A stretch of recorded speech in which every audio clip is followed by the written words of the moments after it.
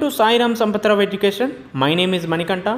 Samachar comprehensive coverage of 12 months current affairs for TGPSC Group 1 మెయిన్స్లో భాగంగా already మనం polity and governance రిలేటెడ్గా దాదాపు 8 వీడియోస్ని చెప్పుకున్నాం. దానికి సంబంధిత వీడియోస్ అన్నీ కూడా మన యూట్యూబ్ ఛానల్లో అప్లోడ్ చేయడం కూడా జరిగింది. సో ఇందులో భాగంగా అరౌండ్ 32 టాపిక్స్ని మనం డిస్కస్ చేసుకున్నాం. సో ఇందులో భాగంగానే మనం ఈరోజు ఇంకొక 4 టాపిక్స్ గురించి డిస్కస్ చేసుకుందాం. సో ఆ 4 టాపిక్స్ ఏంటంటే రైట్ టు ఇన్ఫర్మేషన్ యాక్ట్ గురించి, అదేవిధంగా ఉమెన్ రిజర్వేషన్స్ యాక్ట్ గురించి, అంటే 106th కాన్స్టిట్యూషనల్ అమెండ్మెంట్ యాక్ట్ గురించి, రైట్. ఇది మాత్రమే కాకుండా 15th ఫైనాన్స్ కమిషన్ యొక్క రికమెండేషన్స్, అదేవిధంగా ఇటీవల 16th ఫైనాన్స్ కమిషన్ యొక్క సమావేశాలు తెలంగాణలో జరిగే దానికి సంబంధించి కొన్ని అంశాలు, అదేవిధంగా నేషనల్ ఎడ్యుకేషన్ పాలసీ జాతీయ విద్యా విధానం గురించి ఈరోజు ప్రత్యేకంగా డిస్కస్ చేసుకుంటాం. సో ఒకటి సమాచార హక్కు చట్టం గురించి, అదేవిధంగా మహిళా రిజర్వేషన్స్ 106వ రాజ్యాంగ సవరణ గురించి, అదేవిధంగా 15వ ఆర్థిక సంఘం యొక్క రికమెండేషన్స్ గురించి, సో లాస్ట్గా జాతీయ విద్యా విధానం గురించి డిస్కస్ చేసుకుంటాం. ఇక ఆలస్యం చేయకుండా వీడియోలోకి వెళ్తే, so first topic right to information గురించి, సమాచార హక్కు గురించి ముఖ్యంగా ఇక్కడ డిస్కస్ చేసుకుంటాం. సో ఇది మేజర్గా ఎందుకు న్యూస్లో ఉందంటే, ఇటీవల కాలంలో ఎలక్టోరల్ బాండ్ స్కీమ్ అనేది సుప్రీంకోర్టు రద్దు చేయడం జరిగింది. ఎందుకు రద్దు చేశారంటే, ముఖ్యంగా ఇది ఆర్టికల్ 19(1)(a)లో సమాచార హక్కు అనే అంశానికి విరుద్ధంగా ఉండటం వల్ల దీన్ని సుప్రీంకోర్టు రద్దు చేశారు. సో ఈ కాంటెక్స్ట్లో భాగంగా రైట్ టు ఇన్ఫర్మేషన్ గురించి, దానికి సంబంధించినటువంటి ప్రావిజన్స్, దానికి సంబంధించినటువంటి supreme court judgements, right to information వల్ల కలిగే సిగ్నిఫికెన్స్, దానికి సంబంధించినటువంటి ఛాలెంజెస్, ఇటువంటి అన్ని అంశాల గురించి కూడా మనం ఇన్ డీటెయిల్డ్గా తెలుసుకోవాల్సిన అవసరం ఉంది, రైట్. ఇందులో భాగంగా if in case right to ఇన్ఫర్మేషన్కి సంబంధించి ఏదైనా క్వశ్చన్ అడిగితే మనం ఇంట్రొడక్షన్ని ఏ విధంగా చెప్పచ్చు, అంటే ఉపోద్ఘాతం అనేది ఏ విధంగా చెప్పచ్చు, పరిచయాన్ని ఏ విధంగా ఇంట్రడ్యూస్ చేయొచ్చు అంటే, సో ఫస్ట్ డేటా ఆధారంగా చెప్పండి. ఫర్ ఎగ్జాంపుల్ పెండింగ్ కేసెస్ అనేవి చాలా ఎక్కువగా ఉన్నాయనేసి దాన్ని రిలేటెడ్గా చేస్తూ అయినా చెప్పచ్చు, లేదంటే కాంటెంపరీ కరెంట్ ఈవెంట్స్ని ఆధారంగా కూడా చేసుకొని చెప్పచ్చు. ఫర్ ఎగ్జాంపుల్ సిఐసి ఇటీవల హీరాలాల్ సమారియా గారిని అపాయింట్ చేయడం జరిగింది. సో ఫస్ట్ దళిత్ సిఐసిగా కూడా ఈయన్ని అపాయింట్ చేయడం జరిగిందనేసి ఈ కాంటెక్స్ట్లో దాన్ని ఇంటర్లింక్ చేసుకొని ఆర్టీఐ గురించి చెప్తాం. అదేవిధంగా కొటేషన్ ఆధారంగా సో ఈ రైట్ టు ఇన్ఫర్మేషన్ యాక్ట్ అనేది, రైట్ టు ఇన్ఫర్మేషన్ సమాచార హక్కు అనేది గుడ్ గవర్నెన్స్కి కీ వంటిది, సుపరిపాలనకి ఒక కీ వంటిది అని చెప్పుకోవచ్చు. సో ఈ విధంగా ఆయన ఇంట్రొడక్షన్ చెప్పుకోవచ్చు. అదేవిధంగా రీసెంట్ ఇష్యూస్, సో సిఐసికి సంబంధించి, అదేవిధంగా రైట్ టు ఇన్ఫర్మేషన్ యాక్ట్కి సంబంధించి కొన్ని అమెండ్మెంట్స్, సవరణలు జరిగాయి, దానికి సంబంధించి అయినా చెప్పొచ్చు, లేదంటే దాన్ని నెగిటివ్ కాంటెక్స్ట్లుగా చెప్పొచ్చు.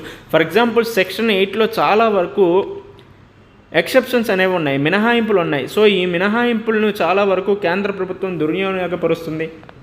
అదేవిధంగా చాలా వరకు ఆర్టీఐ యాక్టివిస్టులు ఇటీవల కాలంలో హత్యలకు గురవుతున్నారు. అదేవిధంగా ట్రాన్స్పరెన్సీ, అకౌంటబిలిటీ అనే అంశాల వల్ల ఆర్టీఐ తీసుకొచ్చినప్పటికీ కూడా ప్రభుత్వ పరిపాలనలో ఈ ట్రాన్స్పరెన్సీ అనేది అందడం లేదు. సో ఈ విధంగా నెగిటివ్ కాంటెక్స్ట్కి చెప్తూనే తర్వాత పాజిటివ్గా కూడా రాయొచ్చు. ఇది మాత్రమే కాకుండా ఆర్టీఐ అనేది ఏ విధంగా ఎవాల్యుయేషన్ చెందుతూ వచ్చింది, అంటే పరిణామక్రమం ఏ విధంగా ఉంది అనే ఆధారంగా కూడా మనం ఇంట్రొడక్షన్స్ని పెట్టచ్చు.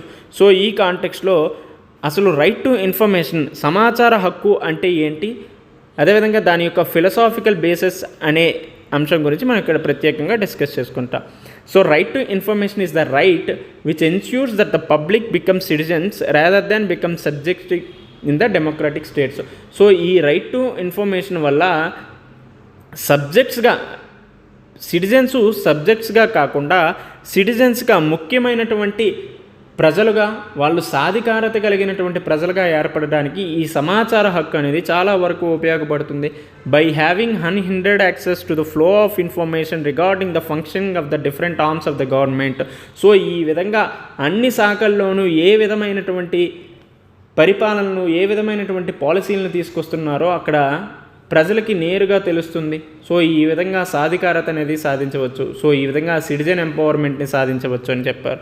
సో ఈ విధంగా దీని యొక్క ఫిలసాఫికల్ బేసిస్ ఏ విధంగా ఉందంటే, the philosophical basis of right to information can be found in the arts of Aristotle. So Aristotle చెప్పినప్పటి నుంచే మనకి ఈ రైట్ టు ఇన్ఫర్మేషన్ అనే అంశం గురించి తెలుస్తుంది.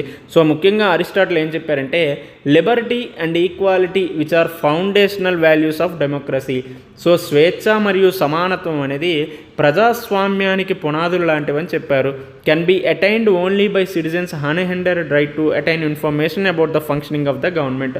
సో ఈ స్వేచ్ఛ సమానత్వం అనే రైట్స్ పొందాలంటే ఖచ్చితంగా అక్కడ సమాచార హక్కు అనేది ఉండాల్సిన అవసరం ఉంది. సో ఈ ప్రజాస్వామ్యానికి పునాదులైనటువంటి ఈ రెండు విలువలను పొందాలంటే అక్కడ సమాచార హక్కు అనేది ఉండాల్సిన అవసరం ఉందనేసి అరిస్టాటిల్ గారు చెప్పడం జరిగింది. సో దీనికి సంబంధించి ఇంటర్నేషనల్ లా ప్రకారం రికగ్నైజేషన్ గుర్తింపు ఏదైనా ఉందంటే ఎస్ ఉంది. ఒకటి recognised as foundational principles of United Nations. So United Nations ఈ రైట్ టు ఇన్ఫర్మేషన్ యాక్ట్ని right to information freedom of ఇన్ఫర్మేషన్ని ఫండమెంటల్ ఆఫ్ హ్యూమన్ రైట్గా గుర్తించడం జరిగింది. సో మానవ హక్కులకి ఇది ఒక ఫండమెంటల్గా గుర్తించడం జరిగింది. So and the touchstone for all freedoms to which the United Nations is consecrated. So ఈ విధంగా అన్ని స్వేచ్ఛల్లో కల్లా ఇది చాలా ఇంపార్టెంట్ అని చెప్పింది. And also recognition in the international covenant on civil political రైట్స్లో భాగంగా కూడా ఈ రైట్ టు ఇన్ఫర్మేషన్ అనే అంశాన్ని గురించి చెప్పింది. As a result the right to access information has uniformly enshrined in the international human rights law. So ఈ విధంగా రికగ్నైజేషన్ అనేది ఇంటర్నేషనల్ లాలో కూడా ఉందని చెప్పుకుంటా. సో ఏ విధంగా దీని యొక్క హిస్టరీ ఉంది, కాన్స్టిట్యూషనల్ రికగ్నిషన్ రాజ్యాంగ గుర్తింపు ఏ విధంగా పొందింది అనే అంశాన్ని చూస్తే దాన్ని సుప్రీంకోర్టు జడ్జిమెంట్స్ ఆధారంగా మనం చూడాల్సిన అవసరం ఉంది. So the right to information has not been mentioned explicitly. So ప్రత్యక్షంగా రాజ్యాంగంలో దీన్ని పొందుపరచలేదు. So as held the right to information to be derivative of article 1 Clause A. So ఈ విధంగా ఇంప్లిసిట్గా రాజ్యాంగంలో పొందుపరచడం జరిగింది. Which grants the freedom of speech and expression. So స్వేచ్ఛ స్వాతంత్రం హక్కులో భాగంగా ఈ సమాచార హక్కు అనేది ఇంప్లిసిట్గా ఉంది. So RTI is also linked to the Indian constitution right to life and personal liberty. So even article 21లో భాగంగా కూడా ఈ రైట్ టు ఇన్ఫర్మేషన్ అనేది ఉంది. సో రైట్ టు ఇన్ఫర్మేషన్ అనేది అటు ఆర్టికల్ 19 అదేవిధంగా ఆర్టికల్ 21లో భాగంగా కూడా ఉందనేసి మనం గుర్తుపెట్టుకోవాలి. అయితే సుప్రీంకోర్టు జడ్జిమెంట్స్ ఆధారంగా రైట్ టు ఇన్ఫర్మేషన్ అనేది ఫండమెంటల్ రైట్గా గుర్తించడం జరిగింది. సో అవి ఏ కేసులు అంటే first state of UP versus Raj Narayan. So SC held that right is implicit in the right to freedom of speech and expression. So ఈ విధంగా right to freedom of speech and ఎక్స్ప్రెషన్లో ఇది ఇంప్లిసిట్గా ఉంటుందని చెప్పడం జరిగింది. So explicitly guaranteed under the article 19 of the constitution. And also SP Gupta president of India 1982 కేసులో SC asserted that right of the people to know about every public act and the details of every public transaction undertaken by public functionaries. So ఏవైతే public act అదేవిధంగా public transactions ఏవైతే జరుగుతున్నాయో వాటి అన్నిటి గురించి కూడా ప్రజలు తెలుసుకునే హక్కు ఉంది అనేసి SP Gupta versus president of India కేసులో చెప్పడం జరిగింది. అదేవిధంగా People's Union for Civil Liberty కేసులో కూడా ఎస్సీ ఏం చెప్పిందంటే status of right to information to a human right. So right to ఇన్ఫర్మేషన్ని మానవ హక్కుగా గుర్తించడం జరిగింది. And also link to the article 21కి లింక్ చేయడం జరిగింది. సో ఈ విధంగా పీపుల్స్ యూనియన్ ఫర్ లిబర్టీస్ కేసులో మానవ హక్కుగా గుర్తించడం జరిగింది ఆర్టీఐని. అదేవిధంగా ఎస్పీ గుప్తా కేసులో ప్రభుత్వానికి సంబంధించినటువంటి చట్టాలు, ప్రభుత్వానికి సంబంధించినటువంటి అన్ని కార్యకలాపాల గురించి ప్రజలు తెలుసుకునే హక్కు ఉందనేసి ఎస్పీ గుప్తా కేసులో చెప్పారు. అదేవిధంగా right to freedom of speech and ఎక్స్ప్రెషన్లో ఇది ఇంప్లిసిట్గాను ఎక్స్ప్లిసిట్గాను ఉంటుందనేసి రాజ్ నారాయణ్ కేసులో చెప్పడం జరిగింది. సో ఈ విధంగా సుప్రీంకోర్టు జడ్జిమెంట్స్ ఆధారంగా రైట్ టు ఇన్ఫర్మేషన్ అనేది అటు ఆర్టికల్ 19లోను ఆర్టికల్ 21లోను అంతర్భాగంగా ఉందని మనం చదువుకోవాలి. ఇకపోతే లెజిస్లేటివ్ రికగ్నైజేషన్ చట్టబద్ధంగా దీనికి గుర్తింపు ఉందంటే ఎస్ ఉంది. సో ఎవాల్యుయేషన్ ఏ విధంగా పరిణామక్రమం ఏ విధంగా చెందుతూ వచ్చి అల్టిమేట్గా రైట్ టు ఇన్ఫర్మేషన్కి సంబంధించి 2005లో ఒక చట్టాన్ని కూడా తీసుకొచ్చారు కాబట్టి దీనికి లీగల్గా రికగ్నైజేషన్ కూడా ఉందని మనం చదువుకుంటాం. అయితే ఈ రైట్ టు ఇన్ఫర్మేషన్ సమాచార హక్కు వల్ల ఏ విధమైనటువంటి సిగ్నిఫికెన్స్ ప్రాముఖ్యత ఉంది అనే అంశాన్ని మనం ఇక్కడ చదువుకోవాలి. సో ఫస్ట్ ఈ రైట్ టు ఇన్ఫర్మేషన్ వల్ల కరప్షన్ని ఎక్స్పోజ్ చేయొచ్చు.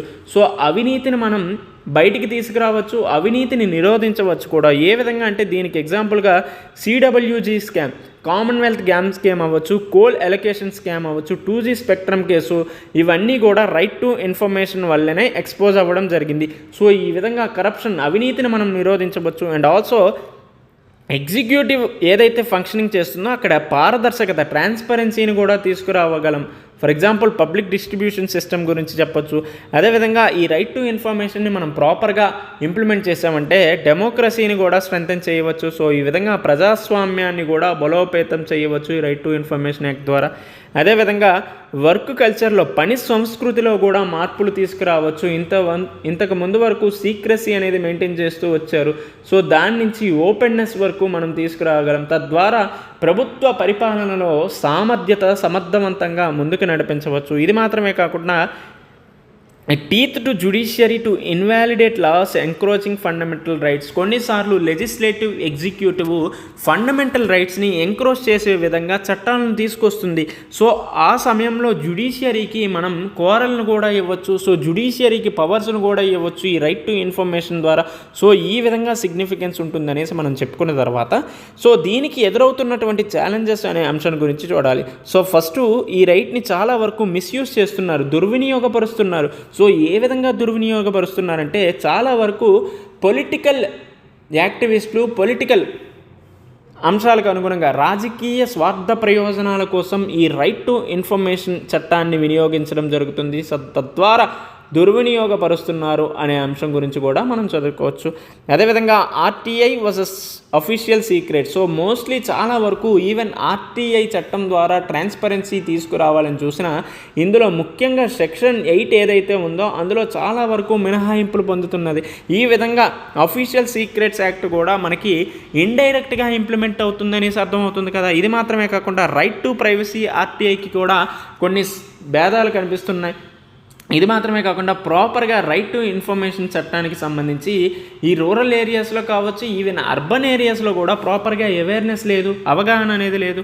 అదేవిధంగా ఎగ్జిక్యూటివ్ ఎపథెటిక్ యాటిట్యూడ్ అనేది కూడా ఎక్కువగా ఉంది. The right has been subjected to executive apathy in recent times. For example, RTI Amendment Act 2019 which downgraded the powers and position of the CIC and SIC. ఇటీవల తీసుకొచ్చినటువంటి RTI అమెండ్మెంట్లో సిఐసి, సెంట్రల్ ఇన్ఫర్మేషన్ కమిషనర్, అదేవిధంగా state information commission యొక్క అధికారాలను కూడా తగ్గించడం జరిగింది. సో ఈ విధంగా ఎగ్జిక్యూటివ్స్ అపతి అనేది కూడా ఎక్కువగా కనిపిస్తుంది. And also non application on political party. So చాలా వరకు రాజకీయ పార్టీలు ఆర్టీఐ పరిధిలోకి కూడా ఉండటం. ఇది మాత్రమే కాకుండా ఆర్టీఐ యాక్టివిస్టుల యొక్క హత్యలు ఇటీవల కాలంలో పెరుగుతున్నాయి. అదేవిధంగా ఏదైతే ఆర్టీఐ ద్వారా డేటాను పొందుతున్నామో అందులో కూడా సబ్స్టాండర్డ్ క్వాలిటీ అనేది చాలా వరకు తగ్గి ఉంటుంది. సో ఈ విధమైనటువంటి ఛాలెంజెస్, సమస్యలు, సవాళ్ళు ఎదురవుతున్నాయని చెప్పుకోవచ్చు.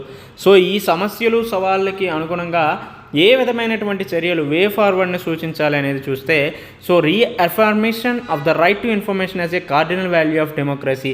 సో ఈ విధంగా ప్రజాస్వామ్యంలో దీని యొక్క ఇంపార్టెన్స్ని గుర్తించి దీన్ని ఖచ్చితంగా అమలు చేయాల్సిన అవసరం నేటి కేంద్ర రాష్ట్ర ప్రభుత్వాలతో పాటు సుప్రీంకోర్టుకి కూడా ఉంది అనేసి మనం అర్థం చేసుకోవచ్చు. సో ముఖ్యంగా బ్యూరోక్రసీ అనేది ఎపథెటిక్ యాటిట్యూడ్గా ఉండకుండా రైట్ టు ఇన్ఫర్మేషన్కి సంబంధించి అనేక చర్యలను, అవగాహన కార్యక్రమాలను అవలంబిస్తే దీన్ని చాలా మంచిగా ఇంప్లిమెంట్ చేయొచ్చు. And also making information available in local languages. చాలా వరకు మోస్ట్లీ ఇన్ఫర్మేషన్ అంతా కూడా ఇంగ్లీష్లోనే ఉంటుంది. సో ఈ ఇంగ్లీష్లో ఉంటే చాలా వరకు భారతదేశంలో రీజనల్ లాంగ్వేజెస్ మీద ఎక్కువగా ఫోకస్ చేసే ఎడ్యుకేషన్ సిస్టమ్ ఉంది. కాబట్టి ఈవెన్ ఈ ఇన్ఫర్మేషన్ ఏదైతే ఉందో అది ప్రాంతీయ భాషల్లో కూడా ఉండాల్సిన అవసరం ఉంది. సో ప్రాంతీయ భాషల్లో ఎప్పుడైతే ఇన్ఫర్మేషన్ ఉంటుందో అప్పుడే మిగతా వర్గాలకి కూడా అందడం జరుగుతుంది. సో ఈ విధంగా ఇంగ్లీషే ఉందంటే మోస్ట్లీ కొన్ని ఏరియాస్కి కాన్సన్ట్రేట్ అవుతుంది. సో కొంతమందికి ఇన్ఫర్మేషన్ అనేది చదవడానికి స్కోప్ ఉంటుంది. సో మిగతా ఏరియాస్లో రీజనల్ లాంగ్వేజెస్ ఎక్కడైతే ఎక్కువగా ఇది ఉంటుందో అక్కడ దీని యొక్క స్కోప్ తక్కువ ఉంటుంది. కాబట్టి అక్కడ ఈ విధంగా ప్రాంతీయ భాషల్లో కూడా అందించాల్సిన అవసరం ఉంది. And also education about the right. So దీనికి సంబంధించి అవేర్నెస్ ప్రోగ్రామ్స్ని కూడా కల్పించాలి. అండ్ ఆల్సో ఆర్టీఐ పరిధిలోకి రాజకీయ పార్టీలను కూడా తీసుకురావాలి. At the same time digitalization of records అనేది తీసుకురావాలి. సబ్స్టాండర్డ్, అదేవిధంగా క్వాలిటీ ఎక్కడైతే తక్కువ ఉందో దాన్ని కూడా ఎన్హాన్స్ చేసే విధంగా, దాన్ని కూడా ఎక్కువగా ఈ సబ్స్టాండర్డ్ కాకుండా స్టాండర్డ్గా డేటా ఉండేటట్టు చర్యలు తీసుకుంటే చాలా వరకు ఆర్టీఐని మంచిగా ఇంప్లిమెంట్ చేయొచ్చని మనం చదువుకోవచ్చు. రైట్. ఇకపోతే 15th ఫైనాన్స్ కమిషన్ యొక్క రిపోర్ట్ని మనం ఇన్ డీటెయిల్డ్గా చదువుకోవాల్సిన అవసరం ఉంది. ఎందుకంటే ఇటీవల 16th ఫైనాన్స్ కమిషన్ యొక్క సమావేశాలు అనేవి తెలంగాణలో జరిగినప్పుడు అటు బట్టి విక్రమార్క గారు అదేవిధంగా రేవంత్ రెడ్డి గారు అనేక కామెంట్స్ చేయడం జరిగింది. అందులో ముఖ్యంగా షేర్ ఆఫ్ సెంట్రల్ ట్యాక్స్ ఏదైతే వెర్టికల్ డివాల్యూషన్ 41% ఉందో దాన్ని 50% పెంచాలని చెప్పారు. అదేవిధంగా తెలంగాణ కాంట్రిబ్యూషన్ ఇండియా జీడిపిలో దాదాపు 4.8 నుంచి ప్రస్తుతం 5%కి ఇంక్రీజ్ అయింది. కాబట్టి ఈ విధమైనటువంటి అంశాలను కూడా ఈ షేర్ ఆఫ్ సెంట్రల్ ట్యాక్సెస్ ఇచ్చేటప్పుడు పరిగణించాల్సిన అవసరం ఉందని చెప్పారు. అదేవిధంగా సెంట్రల్ స్పాన్సర్డ్ స్కీమ్స్ ఏవైతే ఉన్నాయో అక్కడ ఆ నిబంధనలను కూడా సింప్లిఫై చేయాల్సిన అవసరం ఉందని చెప్పారు. అదేవిధంగా లిబరలైజ్ చేయాల్సిన అవసరం ఉందని చెప్పారు. ఇదే విధంగా సెస్ అండ్ సర్చార్జ్ పరమైనటువంటి అంశాలు ఏవైతే ఉన్నాయో అవి మోస్ట్లీ కేంద్ర ప్రభుత్వం మాత్రమే తీసుకుంటుంది. సో ఈ విధంగా రాష్ట్ర ప్రభుత్వాలు చాలా వరకు ఫైనాన్షియల్ పరంగా కేంద్ర ప్రభుత్వాలు సెంట్రల్ గవర్నమెంట్ మీద ఆధారపడుతున్నాయి. కాబట్టి ఈ సెస్ అండ్ సర్చార్జ్ అంశాల్లో కూడా రాష్ట్ర ప్రభుత్వాలకి సరఫరా చేయాలి, ట్రాన్స్ఫర్ చేయాలి, షేర్ ఇవ్వాలనేసి వాదించడం జరిగింది.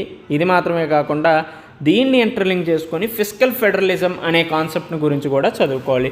సో ఇందులో భాగంగా 15th ఫైనాన్స్ కమిషన్ యొక్క రికమెండేషన్స్, హారిజాంటల్ డివాల్యూషన్ ఏ విధంగా ఉంది, వెర్టికల్ డివాల్యూషన్ ఏ విధంగా ఉంది, ఇటువంటి అన్ని అంశాలని మనం చదువుకుందాం. The share of states in central taxes. So 14th finance కమిషన్లో భాగంగా 42% ఉంటే అది 15th ఫైనాన్స్ కమిషన్కి వచ్చేసరికి వెర్టికల్ డివాల్యూషన్లో 41%కి తగ్గింది. సో ఎందుకు 1% తగ్గిందంటే because of Jammu Kashmir union టెరిటరీగా మారటం వల్ల దీని యొక్క షేర్ అనేది తగ్గింది. So criteria for devolution. So vertical devolution ఈ విధంగా ఉంటే హారిజాంటల్ డివాల్యూషన్ ఏ విధంగా ఏ అంశాలను తీసుకున్నారంటే ముఖ్యంగా ఇన్కమ్ డిస్టెన్స్ ఆదాయాన్ని, అదేవిధంగా ఏరియా విస్తీర్ణాన్ని, పాపులేషన్ని, జనాభాని తీసుకున్నారు. అదేవిధంగా డెమోగ్రఫిక్ పెర్ఫార్మెన్స్ని, అదేవిధంగా అటవీ విస్తీర్ణం, పర్యావరణం, ఫారెస్ట్ అండ్ ఎకాలజీని. సో లాస్ట్గా పన్నుపరమైనటువంటి అంశాలు, ట్యాక్స్ ఎఫర్ట్స్ని బేస్ చేసుకొని హారిజాంటల్ డివాల్యూషన్ చేయడం జరిగింది.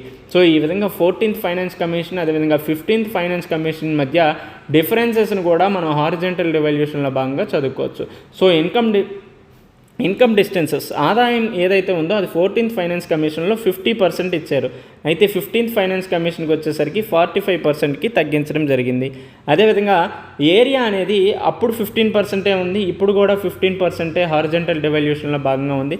అయితే జనాభా పాపులేషన్ పరంగా 1971 సెన్సెస్ అదేవిధంగా 2011 సెన్సెస్ని 14th ఫైనాన్స్ కమిషన్ తీసుకుంది. అయితే 15th ఫైనాన్స్ కమిషన్ కేవలం 2011 సెన్సెస్నే తీసుకుంది. అది కూడా 15% వరకు దాని యొక్క భాగం ఉంది. అదేవిధంగా డెమోగ్రఫిక్ పెర్ఫార్మెన్స్ని చూసుకుంటే, జనాభాలో వచ్చినటువంటి పెర్ఫార్మెన్స్ని చూసుకుంటే 14th ఫైనాన్స్ కమిషన్లో ఏ నిబంధన కూడా ఇక్కడ లేదు. 15th ఫైనాన్స్ కమిషన్లో దానికి 12.5% వరకు స్థానం కల్పించడం జరిగింది. అయితే ఫారెస్ట్ కవర్ అనే అంశం 14th ఫైనాన్స్ కమిషన్లో ఉన్నప్పటికీ కూడా 15th ఫైనాన్స్ కమిషన్లో దీనికి స్థానం లేకుండా పోయింది. సో దీని స్థానంలో ఫారెస్ట్ అండ్ ఎకాలజీ అనే అంశానికి ఎక్కువగా స్కోప్ ఇచ్చారు. దాదాపు 10% వరకు నిధులను మంజూరు చేయడం జరిగింది. అదేవిధంగా ట్యాక్స్ అండ్ ఫిస్కల్ ఎఫర్ట్స్ పరంగా 14th ఫైనాన్స్ కమిషన్లో ఎటువంటి నిబంధన లేదు. సో 15th ఫైనాన్స్ కమిషన్లో భాగంగా దీన్ని 2.5%గా ఇది చేయడం జరిగింది. సో ఈ విధంగా ఈ అంశాల అనుగుణంగా హారిజాంటల్ డివాల్యూషన్ చేయడం జరిగింది అనే అంశాన్ని మనం గుర్తుపెట్టుకోవాలి. సో ఇటు 14th ఫైనాన్స్ కమిషన్ గురించి అదేవిధంగా 15th ఫైనాన్స్ కమిషన్ గురించి చదివేటప్పుడు దీని మధ్య డిఫరెన్సెస్ ఏ విధంగా ఉన్నాయి, హారిజాంటల్ డివాల్యూషన్ ఏ విధంగా ఉంది అనే అంశాలను మనం చూసుకోవాలి. సో ఇకపోతే ఆల్రెడీ చెప్పుకున్నాం income distance, demographic performance, tax efforts ఇవన్నీ చెప్పుకున్న తర్వాత ముఖ్యంగా 15th ఫైనాన్స్ కమిషన్ చెప్పినటువంటి రికమెండేషన్స్ ఏంటి అనే అంశాలను చూసుకుంటే, సో మోస్ట్లీ ఇది మనం ఫిస్కల్ ఫెడరలిజం అవ్వచ్చు లేదంటే సెంట్రల్ స్టేట్ ఫైనాన్షియల్ రిలేషన్స్ గురించి చెప్పేటప్పుడు చాలా వరకు యూస్ చేసుకుంటే చాలా బాగుంటుంది. సో ఇందులో భాగంగా ఏ రికమెండేషన్స్ చేసిందంటే ఫస్ట్ రెవెన్యూ డెఫిసిట్ గ్రాంట్స్ 17 రాష్ట్రాలకు అందించాలని, ఎంతవరకు అంటే 2.9 lakh crore అనేది 17 రాష్ట్రాలకు అందించాలని చెప్పింది. సో రెవెన్యూ లోటుతో ఉన్నటువంటి రాష్ట్రాలకు 2.9 లక్షల కోట్లను అందించడం జరిగింది. అదేవిధంగా సెక్టార్ స్పెసిఫిక్ గ్రాంట్స్, రంగాల వారీగా కల్పించే గ్రాంట్లను దాదాపు 1.3 lakh crore వరకు అందివ్వడం జరిగింది. సో ఏ రంగాల కంటే ఒకటి హెల్త్ ఆరోగ్యం, స్కూల్ ఎడ్యుకేషన్, హయ్యర్ ఎడ్యుకేషన్ విద్యాపరమైనటువంటి అంశాలు అయితే స్కూల్ ఎడ్యుకేషన్, అదేవిధంగా ఉన్నత విద్యలోను, అదేవిధంగా అగ్రికల్చర్ సంబంధించి ఏవైనా రిఫార్మ్స్ తీసుకొచ్చి అందులోను, వ్యవసాయ సంస్కరణలు, అదేవిధంగా ప్రధానమంత్రి gram Sadak Yojana, judiciary, statistics and aspirational districts and blocks, ఈ విధంగా సెక్టార్ స్పెసిఫిక్ గ్రాంట్స్గా దాదాపు 1.3 lakh crores-ని అందివ్వడం జరిగింది. అదేవిధంగా స్టేట్ స్పెసిఫిక్ గ్రాంట్స్, రాష్ట్రాల వారీగా గ్రాంట్ సౌకర్యము దాదాపు 49,599 కోట్లను కల్పించారు. సో దాదాపు 50,000 crores-ని కల్పించడం జరిగింది. అదేవిధంగా లోకల్ బాడీస్కి, స్థానిక సంస్థలకు ఆర్థిక సహకారం కింద 4.36 లక్షల కోట్లను అందివ్వడం జరిగింది. ఇందులో భాగంగా అర్బన్ లోకల్ బాడీస్కి 1.2 lakhs crores, అదేవిధంగా రూరల్ లోకల్ బాడీస్కి 2.4 lakh crores-ని అందివ్వడం జరిగింది. అదేవిధంగా ఈ లోకల్ గవర్నమెంట్స్కి హెల్త్ గ్రాంట్స్ పరంగా 70,051 కోట్లను కూడా అందించారు. సో ఈ విధంగా if in case 73rd 74th constitutional amendment act వచ్చినప్పుడు చాలా వరకు ఈ లోకల్ గవర్నమెంట్స్ ఫైనాన్షియల్గా చాలా కింద ఉన్నాయి. సో ఈ కాంటెక్స్లో మనం ఈ అంశాలను కోట్ చేస్తే చాలా వాల్యూ యాడెడ్గా ఉంటుంది. సో ఈ విధంగా లోకల్ బాడీస్కి గ్రాంట్స్ కూడా ఇవ్వడం జరిగిందని చదువుకుంటాం, రైట్. సో ఈ గ్రాంట్స్ ఏ విధంగా ఉంటాయంటే, so will be distributed among the states based on population and area ఆధారంగా ఇస్తారు. అది కూడా వెయిటేజ్ అనేది 90:10%లో ఉంటుందని చెప్పారు. The commission has prescribed certain conditions for availing these grants. So ఈ గ్రాంట్స్ని తీసుకోవాలంటే ఖచ్చితంగా కొన్ని కండిషన్స్ని ఫుల్ఫిల్ చేయాల్సిన అవసరం ఉందని చెప్పారు. అవి ఏంటంటే publishing provisional and auditing accounts in the public domain. So public డొమైన్లో ఆడిట్ అకౌంట్స్ని, ప్రొవిజనల్ అకౌంట్స్ని పబ్లిష్ చేయాల్సిన అవసరం ఉందని చెప్పారు. అదేవిధంగా fixation of minimum floor rates for property taxes by states and improvement in the collection of property tax. So ఈ విధమైనటువంటి అంశాల ద్వారా ఈ 4.3 lakh crore ఏదైతే ఉందో వాటిని అందివ్వడం జరుగుతుందని చెప్పారు. అదేవిధంగా ముఖ్యంగా డిజాస్టర్ రిస్క్ మేనేజ్మెంట్కి సంబంధించి దాదాపు 1.2 lakh crore-ని 1.6 lakh crore-ని అందివ్వడం జరిగింది. అందులో సెంట్రల్ గవర్నమెంట్ 1.2 lakh crore, మిగతా 40,000 crores స్టేట్ గవర్నమెంట్స్ పెట్టుకోవాల్సిన అవసరం ఉందని చెప్పారు. సో ఈ విధంగా ఫస్ట్ టైం విపత్తు నిర్వహణ కోసం గ్రాంట్స్ని 15th ఫైనాన్స్ కమిషన్లోనే మంజూరు చేయడం జరిగింది. సో ఇటీవల కాలంలో విపత్తులు, న్యాచురల్ డిజాస్టర్స్ అనేవి చాలా ఎక్కువగా అవుతున్నాయి. ఫర్ ఎగ్జాంపుల్ క్లౌడ్ బస్ట్ అవ్వచ్చు, గ్లేషియల్ లేక్ అవుట్ బస్ట్ కావచ్చు, రైట్. అదేవిధంగా ల్యాండ్ స్లైడ్స్ అవ్వచ్చు, ఇండస్ట్రియల్ డిజాస్టర్స్ అవ్వచ్చు. సో ఈ విధంగా చాలా వరకు డిజాస్టర్స్ ఎక్కువ అవుతున్నాయి కాబట్టి దీనికి సంబంధించి డిజాస్టర్ రిస్క్ మేనేజ్మెంట్, విపత్తు నిర్వహణ కోసం దాదాపు 1.6 lakh crore-ని రికమెండ్ చేయడం జరిగింది. ఇందులో కేంద్ర ప్రభుత్వం యొక్క వాటా 1.2 lakh crore అయితే మిగతా రాష్ట్రాల యొక్క వాటా 40 కోట్లుగా ఉంటుందనేసి చెప్పడం జరిగింది. So if in case disaster రిస్క్కి సంబంధించి, డిజాస్టర్ మేనేజ్మెంట్కి సంబంధించి ఏదైనా క్వశ్చన్ అడిగితే దీన్ని కోట్ చేయండి, చాలా వాల్యూ యాడెడ్గా ఉంటుంది. అదేవిధంగా ఫిస్కల్ రోడ్ మ్యాప్, ఏ విధంగా ఆర్థిక వ్యవస్థ ముందుకు నడవాలి దానికి సంబంధించి కొన్ని టార్గెట్స్ను కూడా ఏర్పాటు చేసుకున్నారు. అందులో భాగంగా ఫిస్కల్ డెఫిసిట్, అదేవిధంగా డెట్ లెవెల్స్ అనేది ఏ విధంగా ఉండాలని చెప్పారు. సో ఫస్ట్ కోసలోటు, అదేవిధంగా ప్రజా రుణం ఏ విధంగా ఉండాలి అనే అంశం గురించి కూడా డిస్కస్ చేశారు. సో ఫిస్కల్ డెఫిసిట్ అయితే 2025-26కి 4% ఫిస్కల్ డెఫిసిట్కి రావాలని చెప్పారు. సో ప్రస్తుతం 5.6గా ఉన్నటువంటి ఫిస్కల్ డెఫిసిట్ 2025-26కి 4%కి రావాలని చెప్పారు. సో అది 2021-22కి 4%, 2022 3.5%, 2023-26కి 3%గా ఉండాలని చెప్పారు. కాకపోతే కోవిడ్-19 వల్ల భారతదేశంలో ఫిస్కల్ డెఫిసిట్ పెరిగింది. సో ఈ కాంటెక్స్లో 2026కి 4%కి ఫిస్కల్ డెఫిసిట్ అంచనాలు మార్చడం జరిగింది. అదేవిధంగా extra annual borrowing worth of 0.5% of GDP. So కొన్నిసార్లు రాష్ట్ర ప్రభుత్వాలకి అదనంగా డబ్బు కావాల్సిన అవసరం ఉంటుంది. సో ఈ విధంగా అవసరం ఉన్నప్పుడు ఈ ఫిస్కల్ డెఫిసిట్ టార్గెట్ని కొంచెం సవరించడం జరిగింది. సో ఈ విధంగా 0.5% జిఎస్డిపిలో భాగంగా యాన్యువల్ బారింగ్స్ని చేసుకునే ఆస్కారం కూడా కల్పించడం జరిగింది. సో ఇది మాత్రమే కాకుండా టోటల్ లయబిలిటీస్, సో ప్రజా రుణం ఏదైతే ఉందో దాన్ని కూడా తగ్గించాల్సిన అవసరం ఉందని చెప్పారు. సో 2025-26కి 56.6% ప్రజా రుణం తగ్గాలి, టోటల్ లయబిలిటీస్ తగ్గాలని చెప్పారు. సో ఎంత శాతం? 56.6%. సో ఈ విధంగా మనం పబ్లిక్ డెట్కి సంబంధించినటువంటి అంశాల గురించి అడిగేటప్పుడు మనం ఇటు ఫైనాన్స్ కమిషన్ యొక్క రికమెండేషన్స్, అదేవిధంగా ఎన్కే సింగ్ చెప్పినటువంటి రికమెండేషన్స్ గురించి కూడా మనం కోట్ చేస్తే చాలా వాల్యూ యాడెడ్గా ఉంటుంది. సో ఈ పబ్లిక్ డెట్ అనేది మనకి ఎకానమీలో చాలా చాలా ఇంపార్టెంట్. ఇది మాత్రమే కాకుండా అఫీషియల్, రైట్, ఈ విధంగా ఆఫ్ బడ్జెట్ బారోయింగ్స్ అనేది కూడా చాలా ఇంపార్టెంట్. సో దీనికి సంబంధించి వీడియోస్ కూడా మన ఎకానమీ సమాచార భాగంగా చెప్పాం కాబట్టి అవి కూడా చూసుకోండి. రైట్. అదేవిధంగా రెవెన్యూ మొబిలైజేషన్ ఇటువంటి అన్ని అంశాలు జీఎస్టీకి సంబంధించి ఫైనాన్షియల్ మేనేజ్మెంట్ ప్రాక్టీసెస్కి సంబంధించి రికమెండేషన్స్ చేయడం జరిగింది. సో ఈ విధంగా మనం ఇఫ్ ఇన్ కేస్ ఎకానమీకి సంబంధించి ఏవైనా అంశాలు రాస్తే వీటిని కోట్ చేసామంటే చాలా వాల్యూ యాడెడ్గా ఉంటుంది. సో మనకి 4 to 5 మార్క్స్ వచ్చే దగ్గర ఇటువంటివి యాడ్ చేస్తే ఖచ్చితంగా 6 to 7 మార్క్స్ రావడానికి స్కోప్ ఉంటుంది. రైట్. ఇంకా రికమెండేషన్ ఏం చేసిందంటే హెల్త్ పరంగా సో ప్రస్తుతం రాష్ట్ర ప్రభుత్వాలు హెల్త్కి సంబంధించినటువంటి ఎక్స్పెండిచర్ ఇంక్రీజ్ చేయాల్సిన అవసరం ఉందని చెప్పారు. ఎంత శాతం ఇంక్రీజ్ చేయాలంటే 8% కంటే ఎక్కువ చేయాలని చెప్పారు. అదేవిధంగా డిఫెన్స్ అండ్ ఇంటర్నల్ సెక్యూరిటీకి సంబంధించినటువంటి ఫండ్స్ను కూడా ఇంక్రీజ్ చేయాలని చెప్పారు. అదేవిధంగా సెంట్రల్ స్పాన్సర్డ్ స్కీమ్స్ ఏవైతే ఉన్నాయో అందులో కూడా రిఫార్మ్స్ చేయాల్సిన అవసరం ఉందని చెప్పారు. సో ఈ విధంగా 15th ఫైనాన్స్ కమిషన్ యొక్క రికమెండేషన్స్ని మనం చదువుకుంటాం. రైట్. అయ్యో మీ అందరికీ ఈ అంశం గురించి అర్థమైంది అనుకుంటున్నా. ఈరోజు థర్డ్ టాపిక్ చూసుకుంటే ఉమెన్ రిజర్వేషన్ యాక్ట్. సో మనకి 106వ రాజ్యాంగ సవరణ ద్వారా మహిళలకు ఇటు పార్లమెంట్లోనూ అదేవిధంగా లెజిస్లేటివ్ అసెంబ్లీలో రిజర్వేషన్ సౌకర్యాన్ని కల్పించడం జరిగింది. సో ఈ కాంటెక్స్లో ఈ ఉమెన్ రిజర్వేషన్ యాక్ట్ గురించి అదేవిధంగా ప్రస్తుతం పార్లమెంటు లెజిస్లేటివ్ అసెంబ్లీలో మహిళల యొక్క నిష్పత్తి ఏ విధంగా ఉంది, సో దీనికి సంబంధించి ముఖ్యమైనటువంటి ఆర్టికల్స్ ఈ యాక్ట్ ఏం చెప్తుంది, దీనికి సంబంధించి ఫేవర్ అవ్వచ్చు, ఎగెనిస్ట్గా ఏమున్నాయి, అదేవిధంగా వే ఫార్వర్డ్ ఇటువంటి అన్ని అంశాల గురించి మనం డిస్కస్ చేసుకోవచ్చు. సో ఇందులో భాగంగా మనకి మెయిన్స్లో క్వశ్చన్ అడిగితే ఏ విధంగా అడుగుతారంటే making it legally binding to have a fair proportion of women in the elected bodies can ensure political empowerment of women in India comment. So ఈ విధంగా క్వశ్చన్ అడగడానికి స్కోప్ ఉంది. రైట్. ఇకపోతే మెయిన్గా ఈ ఉమెన్ రిజర్వేషన్ యాక్ట్ అనేది ఏంటంటే so the constitution 106th amendment act 2023 reserves 1/3 of all seats for women in Lok Sabha, state legislative assembly and the legislative assembly of the national capital territory of Delhi including those reserved for SC STs.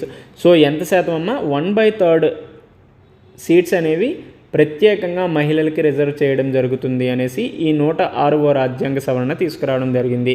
So the reservation will be effective after the publication of the census conducted following the acts commencement endures for 15-year period. So ఇది after census వచ్చిన తర్వాత నుంచి అమలు చేయడం జరుగుతుంది. అదేవిధంగా ఇది 15 సంవత్సరాల వరకు కూడా ఈ నిబంధనను అమలు చేయాలని చెప్పారు with potential extension determined by the parliamentary action. So ఈ 15 years కంటే ఎక్కువగా ఇంప్లిమెంట్ చేయాలంటే అక్కడ పార్లమెంటరీ యొక్క డిస్క్రిషనరీ పవర్ మీద ఆధారపడి ఉంటుందని చెప్పారు. సో ఈ విధంగా పార్లమెంట్కి కూడా అధికారం కల్పించడం జరిగింది. The rotation of seats allocated for women will be governed by parliamentary legislation after delimitation process. So ఇది రొటేషన్ పద్ధతిగా ఎన్నికలు ఈ సీట్స్ అనేవి రిజర్వ్ చేయబడి ఉంటుంది. సో ఆఫ్టర్ డీలిమిటేషన్ ప్రాసెస్ తర్వాత రొటేషన్ ఆధారంగా ఈ సీట్స్ని అనేవి రిజర్వ్ చేస్తారు. కరెంట్గా ప్రస్తుతం ఎంతమంది ఉన్నారంటే లోక్సభలో దాదాపు 15% వరకు మాత్రమే మహిళల యొక్క శాతం పార్లమెంట్లో ఉండడం జరిగింది. ఇది 17th లోక్సభలో. సో ప్రజెంట్ లోక్సభలో కూడా ఇది మరిన్ని స్థానాలకు దిగజారి 14%కే పడిపోయింది. అండ్ ఆల్సో స్టేట్ లెజిస్లేటివ్ అసెంబ్లీలో కూడా చాలా వరకు తక్కువగానే నిష్పత్తి ఉంది. ఫర్ ఎగ్జాంపుల్ 9% వరకు మాత్రమే టోటల్ మెంబర్స్ మహిళలు ఉన్నారు. సో ఈ విధంగా పార్లమెంట్లోనూ అదేవిధంగా స్టేట్ లెజిస్లేటివ్ అసెంబ్లీలో మహిళల యొక్క శాతం చాలా తక్కువగా ఉంది. సో దీనికి సంబంధించి legislative progression of women's reservation bill ఏ విధంగా జరిగిందంటే సో 1979లో convention on the elimination of all forms of discrimination against women 1979లో ఒక మ్యాండేట్ తీసుకొచ్చారు. ఏంటంటే పొలిటికల్లోనూ పబ్లిక్ స్పియర్స్లోనూ జెండర్ బేస్డ్ డిస్క్రిమినేషన్ ఏదైతే ఉందో దాన్ని పూర్తిగా ఎరాటిగేట్ చేయాలని తీసుకొచ్చారు. సో ఇందులో ఇండియా కూడా సిగ్నేటరీ చేయడం జరిగింది. సో ఈ కాంటెక్స్లో భాగంగానే అప్పుడు 5% లోక్సభలో ఉన్నటువంటి మహిళల శాతం ప్రస్తుతం 15%కి ఇంక్రీజ్ అయింది. అయితే 50% జనాభాలో ఉన్నటువంటి మహిళలు పార్లమెంట్లోనూ లెజిస్లేటివ్ అసెంబ్లీలోనూ ఎంత తక్కువ శాతం ఉన్నారంటే అక్కడ ఖచ్చితంగా జెండర్ డిస్పారిటీస్, జెండర్ ఇన్ఈక్వాలిటీస్ అనేవి ఉన్నాయని మనకు అర్థమవుతుంది. సో ఈ విధంగా 50% మహిళలు ఉన్నటువంటి భారతదేశంలో ఖచ్చితంగా మహిళల యొక్క రిజర్వేషన్స్, మహిళల యొక్క శాతం కూడా పెరగాల్సిన అవసరం ఉంది. కాబట్టి ఆ కాంటెక్స్లోనే ఈ ఉమెన్ రిజర్వేషన్ యాక్ట్ అనేది తీసుకొచ్చారు. రైట్. ఇకపోతే దీనికి సంబంధించి ముఖ్యమైనటువంటి ప్రావిజన్స్ చూసుకుంటే background the bill previously introduced in 1996, 98 అదేవిధంగా 2009లోను, 2010లోను, 2014లోను తీసుకొచ్చారు. అయితే ఎన్నిసార్లు తీసుకొచ్చినప్పటికీ కూడా లోక్సభ ల్యాప్స్ అవ్వటం వల్ల ఈ బిల్లు కూడా లోక్సభ రద్దు అవ్వటం వల్ల, లోక్సభ డిజాల్వ్ అవ్వటం వల్ల ఈ బిల్లు కూడా ల్యాప్స్ అవ్వడం జరిగింది. అదేవిధంగా చాలా కమిటీసు ఉమెన్ యొక్క రిజర్వేషన్స్ అనేది పార్లమెంటు, లెజిస్లేటివ్ అసెంబ్లీలో తీసుకురావాలని చెప్పారు. అందులో భాగంగా మార్గరెట్ ఆల్వా కమిటీ, ముఖర్జీ కమిటీ, అదేవిధంగా committee on the status of women 2030 ఇవన్నీ కూడా ఉమెన్ రిజర్వేషన్ అనేది పార్లమెంట్లోనూ, లెజిస్లేటివ్ అసెంబ్లీలోనూ తీసుకురావాలని చెప్పారు. అయితే ముఖ్యంగా ఈ ఉమెన్ రిజర్వేషన్ యాక్ట్లో ఉన్నటువంటి ముఖ్యమైనటువంటి అంశాలను చూస్తే, సో ఫస్ట్ కొన్ని కొత్త ఆర్టికల్స్ని ఇన్సర్ట్ చేయడం జరిగింది. ఏంటంటే ఆర్టికల్స్ అంటే, ఒకటి ఆర్టికల్ 330A. 330A దేనికి సంబంధించిందంటే లోక్సభలో మహిళల యొక్క రిజర్వేషన్ గురించి తెలుపుతుంది. అదేవిధంగా 332A అనే అంశం స్టేట్ లెజిస్లేటివ్ అసెంబ్లీలో మహిళల యొక్క రిజర్వేషన్స్ గురించి తెలుపుతుంది. అదేవిధంగా 239AA అనే అంశం నేషనల్ క్యాపిటల్ టెరిటరీ ఆఫ్ ఢిల్లీలో మహిళల యొక్క రిజర్వేషన్స్ గురించి తెలుపుతుంది. అదేవిధంగా 334A అనే అంశం reservation to become effective after delimitation is undertaken and census is conducted. So after delimitation అదేవిధంగా సెన్సస్ కండక్ట్ చేసిన తర్వాత ఈ రిజర్వేషన్స్ అనేవి ఇంప్లిమెంట్ చేయడం జరుగుతుందని ఆర్టికల్ 334Aలో చెప్పడం జరిగింది. సో దీని యొక్క టైం పీరియడ్ ఎంత అని చెప్పుకున్నాం అంటే 15 సంవత్సరాలుగా ఉంటుందని కూడా చెప్పుకున్నా. సో ఇదంతా కూడా రొటేషన్ ఆఫ్ సీట్స్ అనే పద్ధతిలో జరుగుతుంది. సో రొటేషన్ పద్ధతిలో ఆఫ్టర్ డీలిమిటేషన్ జరిగిన తర్వాత రొటేషన్ పద్ధతిలో సీట్స్ అనేవి అలొకేట్ చేయడం జరుగుతుంది. సో ఈ విధంగా ముఖ్యమైనటువంటి ఫీచర్స్ అనేవి ఈ ఉమెన్ రిజర్వేషన్ యాక్ట్లో పొందుపరచడం జరిగింది. ఒకటి ఆర్టికల్ 330A ప్రకారం లోక్సభలో సీట్స్ని రిజర్వ్ చేశారు. 332A అయితే లెజిస్లేటివ్ అసెంబ్లీలో, 239AA అనేది నేషనల్ క్యాపిటల్ టెరిటరీ ఆఫ్ ఢిల్లీలోను, 334A అనేది ఆఫ్టర్ సెన్సస్ డీలిమిటేషన్ కమిషన్ మొత్తం కండక్ట్ చేసిన తర్వాత ఈ రిజర్వేషన్స్ ఏవైతే ఉన్నాయో అవి ఎఫెక్టివ్గా ఇంప్లిమెంట్ చేయడం జరుగుతుందని చెప్పారు. అదేవిధంగా ఈ రిజర్వేషన్ సౌకర్యం 15 సంవత్సరాల వరకు ఉంటుంది. ఇఫ్ ఇన్ కేస్ ఇంక్రీజ్ చేయాలంటే పార్లమెంట్ ఇంక్రీజ్ చేసుకోవచ్చు అని చెప్పారు. సో దీని యొక్క నీడ్ ఏంటి, అదేవిధంగా arguments in favour, arguments against, ఈ విధమైనటువంటి అన్ని అంశాల గురించి మనం చదువుకుందాం. సో అయితే ఇది చదువుకునే ముందు ప్రస్తుతం పంచాయతీస్లోనూ అర్బన్ లోకల్ బాడీస్లోనూ ఉమెన్ యొక్క రిజర్వేషన్, ఉమెన్ యొక్క స్టేటస్ ఏ విధంగా ఉంది అనే అంశాన్ని పరిశీలిస్తే, so women reservation initiatives and current data. So early initiatives చూసుకుంటే 1985లో 73rd 74th కాన్స్టిట్యూషనల్ అమెండ్మెంట్స్ రాకముందు 1985లో కర్ణాటకలో ఫస్ట్ టైం 25% రిజర్వేషన్ అనేది ఇంప్లిమెంట్ చేయడం జరిగింది మండల ప్రజా పరిషత్లో. అదేవిధంగా ఆంధ్రప్రదేశ్లో కూడా 1987లో 9% రిజర్వేషన్ ఉమెన్కి గ్రామ పంచాయతీలో అందించడం జరిగింది. అదేవిధంగా ఫస్ట్ టైం 1991లో ఒడిస్సాలో 33% రిజర్వేషన్స్ పంచాయతీలో అందించడం జరిగింది. సో ఈ విధంగా కర్ణాటకలో 25%, ఆంధ్రప్రదేశ్లో 9%, ఒడిస్సాలో 33% రిజర్వేషన్ సౌకర్యాలు 73rd 74th constitutional amendment act రాకముందు నుంచే ఉండడం జరిగింది. ఆ తర్వాత 73rd 74th constitutional amendment act వచ్చిన తర్వాత ఆర్టికల్ 243D ప్రకారం 1/3 సీట్స్ 33% రిజర్వేషన్ సౌకర్యం మహిళలకు కల్పించడం జరిగింది. సో ఈ విధంగా ఉన్నది అని మనం చదువుకుంటాం. ఆ తర్వాత సో ఈ నాగాలాండ్ కాంట్రవర్సీ అవ్వచ్చు, ఒక్కొక్క స్టేట్స్లో ఏ విధంగా ఉంది, ఇటువంటి అన్ని అంశాల గురించి మనం అంత డీటెయిల్గా చదివే కంటే ముఖ్యంగా ఈ రిప్రజెంటేషన్ ఆఫ్ ఉమెన్ యొక్క ప్రాముఖ్యత ఈ అంశాల గురించి చదువుకుంటాం. సో ఇందులో భాగంగానే కేవలం పొలిటికల్గానే కాకుండా మిగతా సెక్టార్స్లో వీళ్ళ యొక్క రిప్రజెంటేషన్ ఏ విధంగా ఉంది అని చూస్తే, సో ఫస్ట్ గవర్నెన్స్లో, పరిపాలనలో 75 సంవత్సరాలు స్వాతంత్ర పూర్తయినప్పటికీ కూడా మన భారతదేశానికి ఒకే ఒక్క ప్రైమ్ మినిస్టర్ మహిళగా ఉండడం జరిగింది. అదేవిధంగా ప్రెసిడెంట్, రాష్ట్రపతిగా కూడా 2 ఫీమేల్స్ మాత్రమే ఉన్నారంటే భారతదేశంలో ఏ విధంగా జెండర్ ఇన్ఈక్వాలిటీస్, జెండర్ డిస్పారిటీస్ ఉన్నాయని అర్థం చేసుకోవచ్చు కదా. And also 15 women have served as a chief minister so far. So ప్రస్తుతం భారతదేశం అంతటా కూడా 15 మంది చీఫ్ మినిస్టర్స్ మాత్రమే ఉన్నారు అనేసి తెలుసుకోవచ్చు. అదేవిధంగా జ్యుడిషియరీ పరంగా చూస్తే హయ్యర్ జ్యుడిషియరీలో ఉమెన్ యొక్క రిప్రజెంటేషన్ చాలా తక్కువగా ఉంది.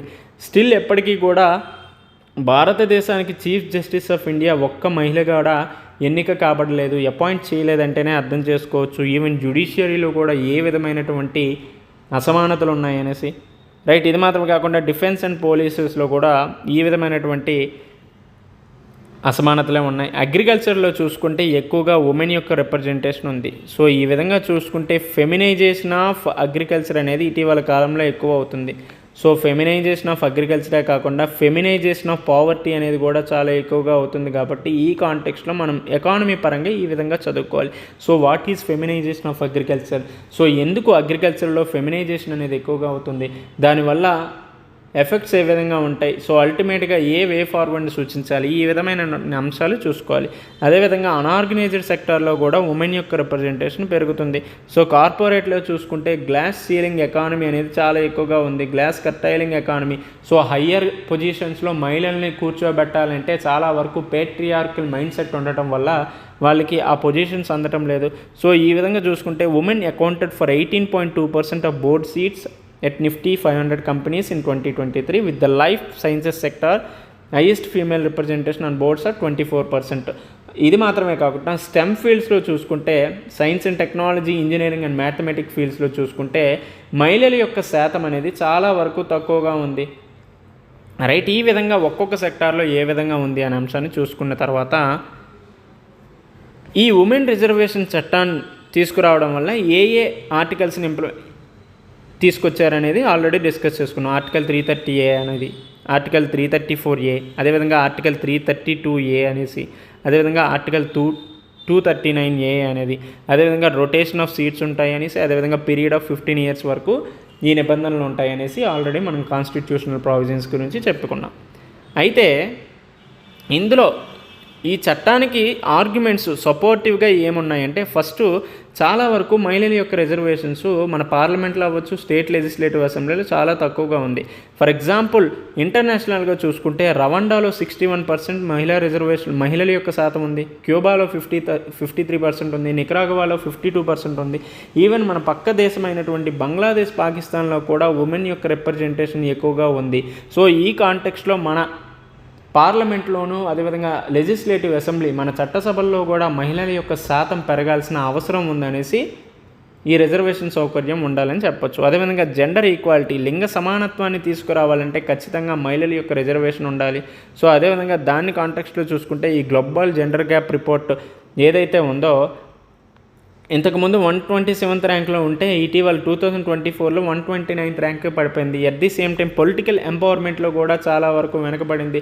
ఒకప్పుడు 15% ఉంటే 80 వరకు మహిళల యొక్క శాతం మహిళలు ఉంటే ఇప్పుడు 72-73కి పడిపోయింది. సో ఈ విధంగా పొలిటికల్ ఎంపవర్మెంట్లో కూడా వెనకబడడం వల్ల ఈ గ్లోబల్ జెండర్ గ్యాప్ రిపోర్ట్లో వెనకబడింది. సో ఈ విధంగా లింగ సమానత్వాన్ని తీసుకురావాలంటే ఖచ్చితంగా ఈ చట్టాన్ని తీసుకురావాలని, అదేవిధంగా హిస్టారికల్గా చూసుకుంటే అండర్ రిప్రజెంటేషన్ ఎక్కువగా ఉంది. సో ఈ విధమైనటువంటి అంశాలన్నింటినీ పరిశీలిస్తే ఖచ్చితంగా తీసుకురావాల్సిన అవసరం ఉందని చెప్పొచ్చు.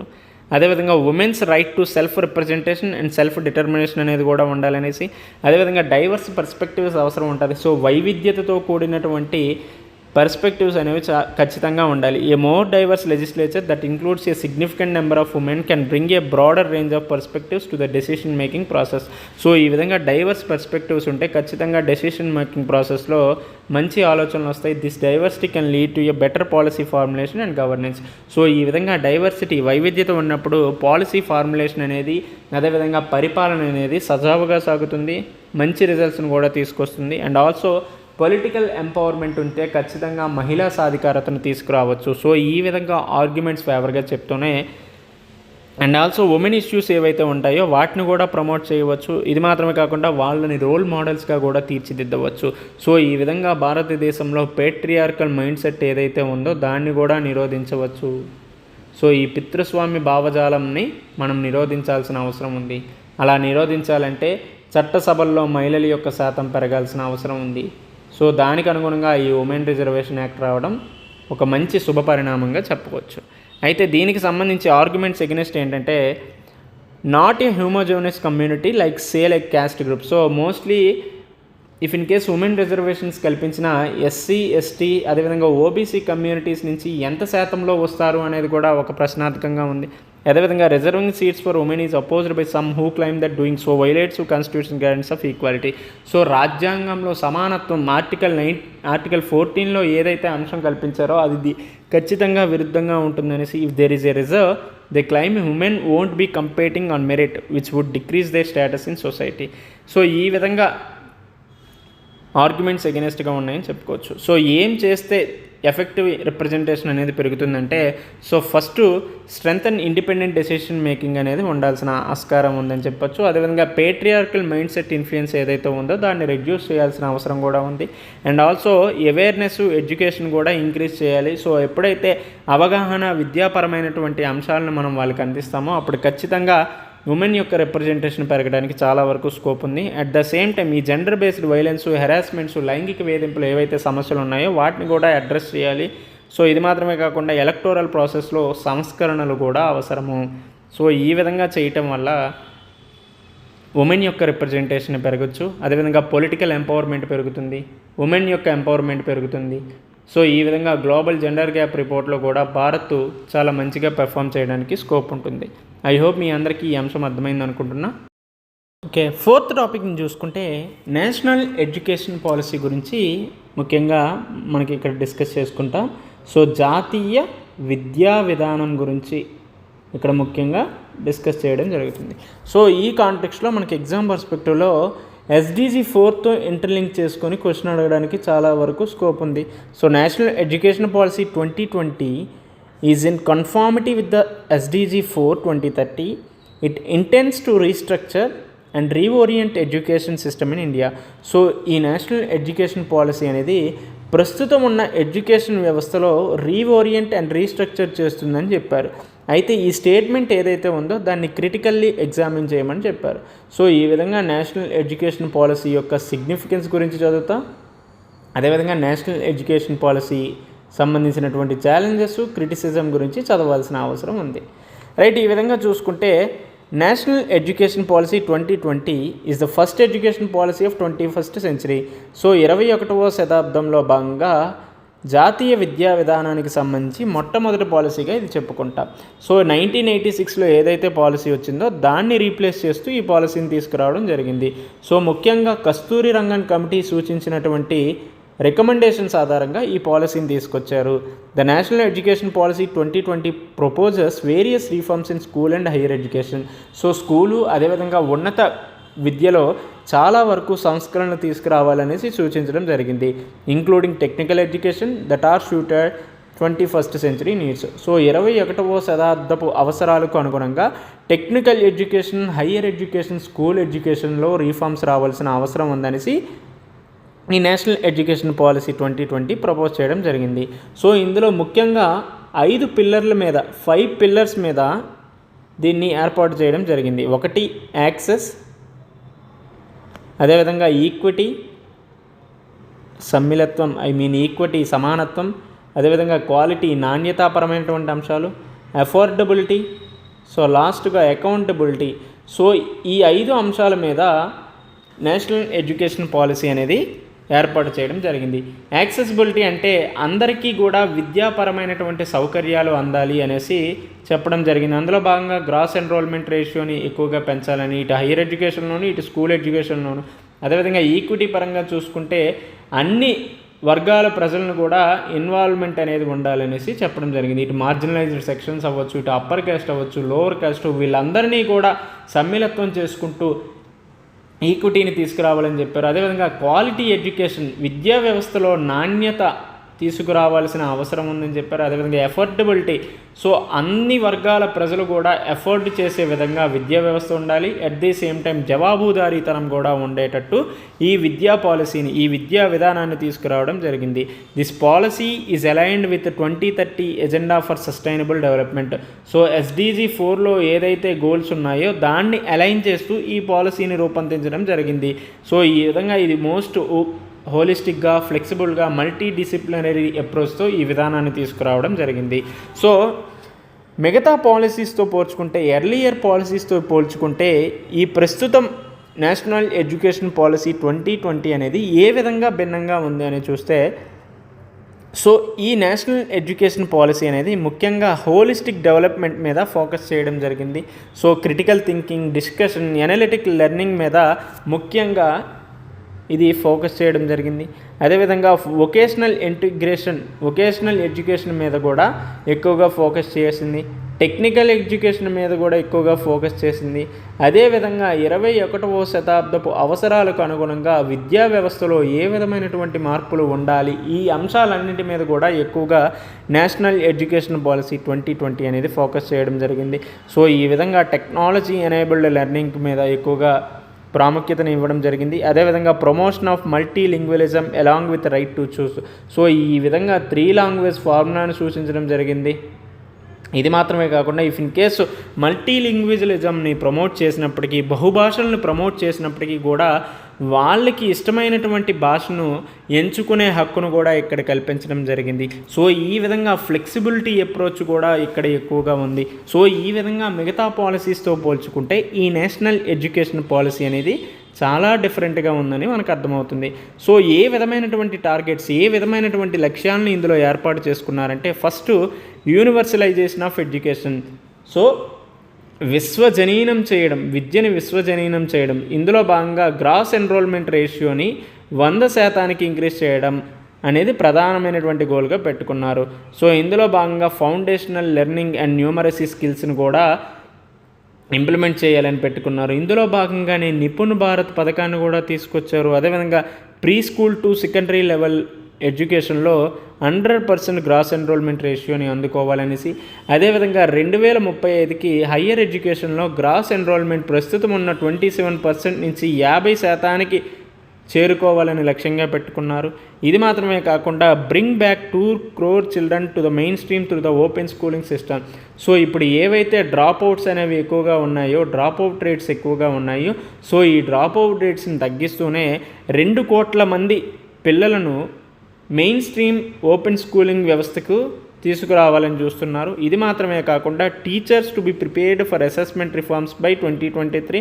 ఎట్ ది సేమ్ టైం విద్యా వ్యవస్థ అనేది ఇంక్లూజివ్గాను ఈక్విటబుల్గాను ఉండాలనేసి ఈ నేషనల్ ఎడ్యుకేషన్ పాలసీలో టార్గెట్స్గా పెట్టుకోవడం జరిగింది.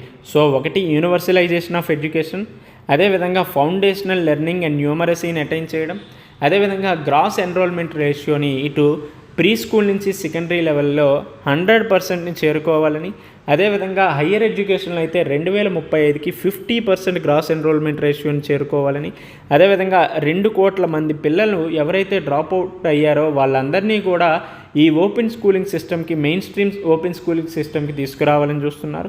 అదేవిధంగా టీచర్ ట్రైనింగ్కి సంబంధించినటువంటి అంశాలు, అదేవిధంగా విద్యా వ్యవస్థ అనేది ఇంక్లూజివ్ అండ్ ఈక్విటబుల్గా ఉండేటట్టు కూడా చర్యలు తీసుకోవడం జరుగుతుంది. సో ఈ విధమైనటువంటి టార్గెట్స్తో ఈ పాలసీని తీసుకొచ్చారు. అయితే ఇందులో ఉన్నటువంటి ఇంపార్టెంట్ అంశాలను మనం పరిశీలిస్తే, సో మొట్టమొదటిగా స్కూల్ ఎడ్యుకేషన్, పాఠశాల విద్య మీద ఎక్కువగా ఫోకస్ చేశారు. సో ఆ పాఠశాల విద్యకు సంబంధించినటువంటి ముఖ్యమైన అంశాలు చూస్తే యూనివర్సల్గా యాక్సెస్ అనేది అందాలి.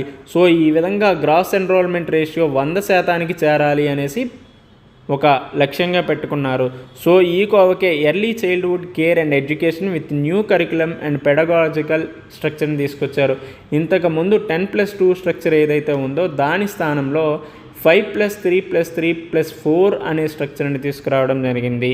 సో ఈ 5+3+3+4 ఏంటంటే 3 years of primary ages 3 to 6 and 2 years of class 1 to 2.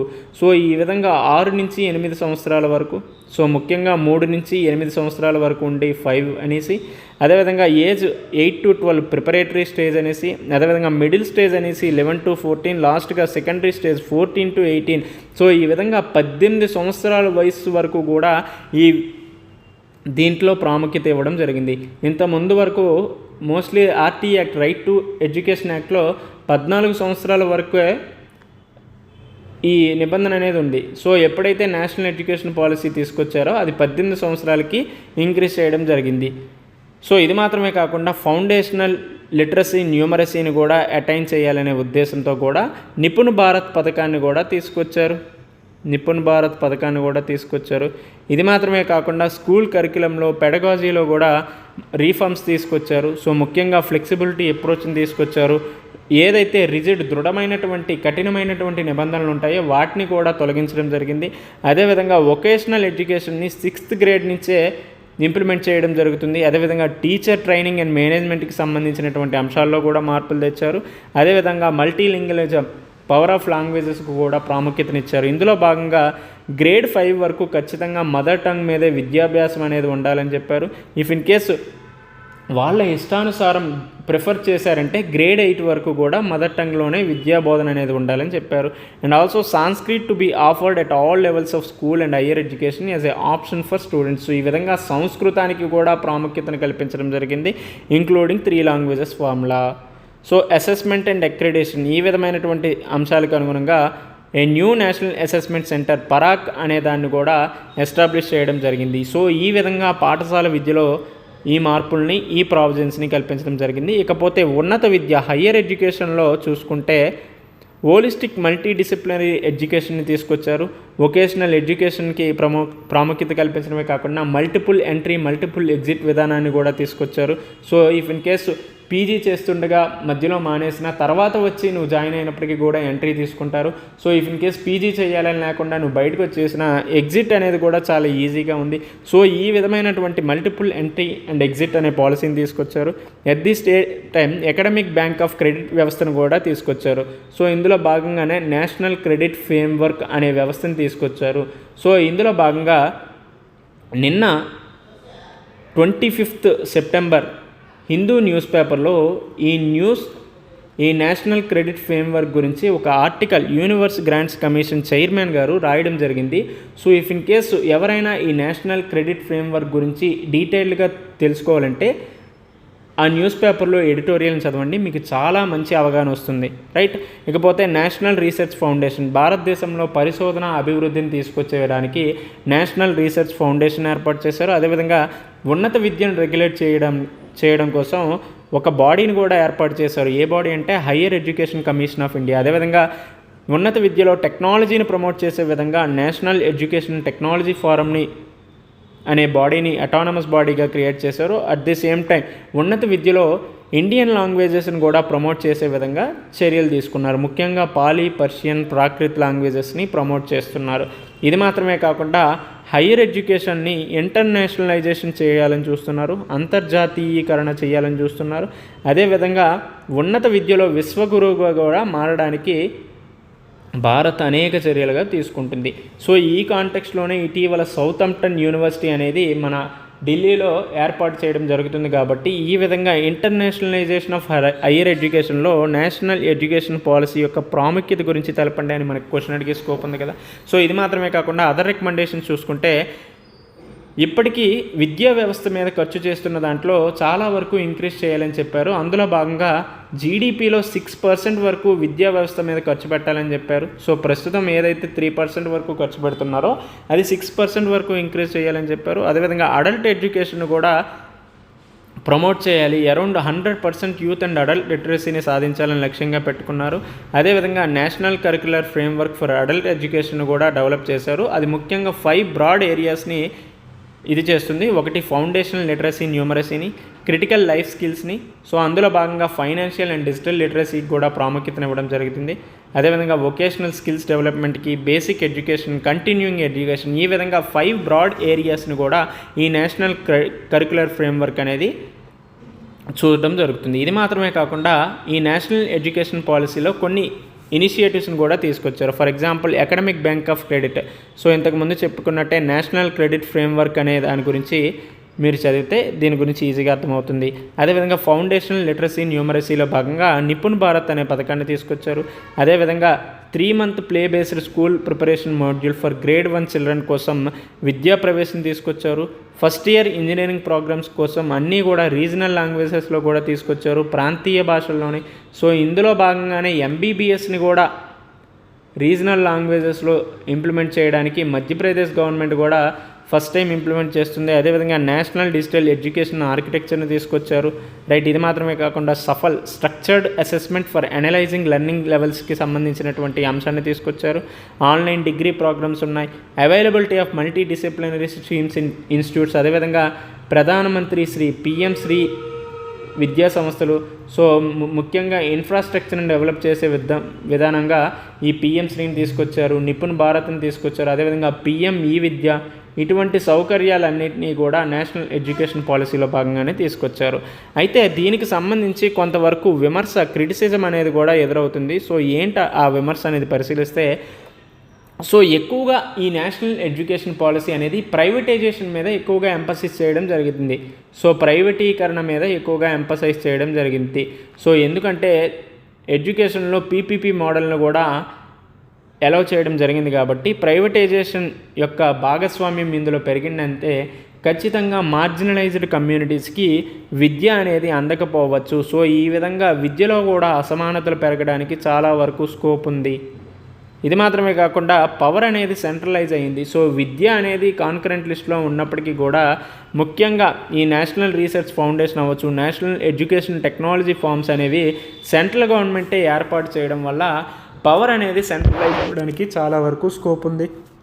ఇది మాత్రమే కాకుండా ప్రాపర్గా ఇంప్లిమెంటేషన్కి సంబంధించి క్లారిటీ అనేది కూడా లేదు. సో లాస్ట్గా కన్సల్టేషన్ అప్రోచ్ కూడా లేదు. సో మోస్ట్లీ స్టేక్ హోల్డర్స్ని ఇన్వాల్వ్ చేస్తూ ఈ పాలసీని తయారు చేయలేదు.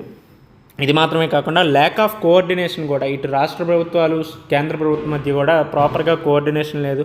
At the same time 3 language issue అవ్వచ్చు, వొకేషనల్ అండ్ స్కిల్ డెవలప్మెంట్ మీద ఎక్కువగా ఫోకస్ చేశారు. అయితే ఎథికల్ వాల్యూస్, విద్యా వ్యవస్థలో నైతిక విలువలకు ప్రాముఖ్యత లేకుండా ఈ నేషనల్ ఎడ్యుకేషన్ పాలసీ అనేది తయారు చేయడం జరిగింది.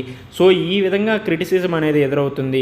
ఇది మాత్రమే కాకుండా ఇంప్లిమెంటేషన్ చేసే సమయంలో కొన్ని ఛాలెంజెస్ కూడా ఉన్నాయి. అదేంటంటే ఎనార్మిటీ అండ్ డైవర్సిటీ, అదేవిధంగా capacity limitation, teaching in the mother tongue may pose difficulties. So mother టంగ్లో ఇఫ్ ఇన్ కేస్ టీచింగ్ చేసామంటే ఖచ్చితంగా డిఫికల్టీస్ వస్తాయనేసి, అదేవిధంగా డిజిటల్ డివైడ్, ఫైనాన్షియల్ డివైడ్ భారతదేశంలో చాలా ఎక్కువగా ఉంది కాబట్టి 21st సెంచరీలో మోస్ట్లీ డిజిటల్ లిటరసీ ఖచ్చితంగా ఉండాల్సిన అవసరం ఉంది. కాబట్టి ఇది ఇంప్లిమెంట్ చేసే సమయంలో డిజిటల్ డివైడ్ కూడా ప్రధానమైనటువంటి సమస్యగా చెప్పుకోవచ్చు. అదేవిధంగా లిమిటెడ్ రిసోర్స్.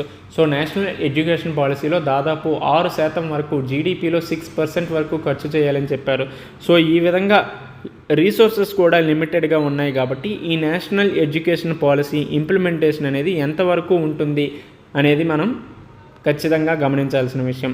అయితే దీనికి మనం కన్క్లూజన్ ఏ విధంగా పెట్టచ్చు అంటే, నేషనల్ ఎడ్యుకేషన్ పాలసీని రిలేటెడ్గా చేసుకొని డెమోగ్రఫిక్ డివిడెండ్ కాన్సెప్ట్ని ఇది చేయొచ్చు, అదేవిధంగా హ్యూమన్ క్యాపిటల్ ఫార్మేషన్ ఇంటర్లింక్ చేసుకొని చెప్పొచ్చు, అదేవిధంగా స్కిల్ ఇండియాని ఇచ్చేసుకుంటూ చెప్పొచ్చు, వికసిత్ భారత్ని ఇంటర్లింక్ చేసుకొని చెప్పొచ్చు, 2047 భారత్ అభివృద్ధి చెందుతున్న భారతదేశంగా ఏర్పడటంలో ఈ విద్యా పాలసీ, విద్యా విధానం అనేది చాలా వరకు యూజ్ అవుతుంది అనేసి మనం కంక్లూజన్ చెప్తే చాలా వరకు బాగుంటుంది.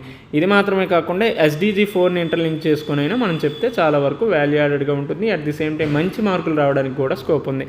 ఐ హోప్ మీ అందరికీ ఈ 4 అంశాలు అర్థమైంది అనుకుంటున్నా. మళ్ళీ ఇదే సమయానికి రేపు ఇంకొక అంశంతో, ఇంకొక 4 టాపిక్స్తో కలుసుకుందాం. Until then take care, bye.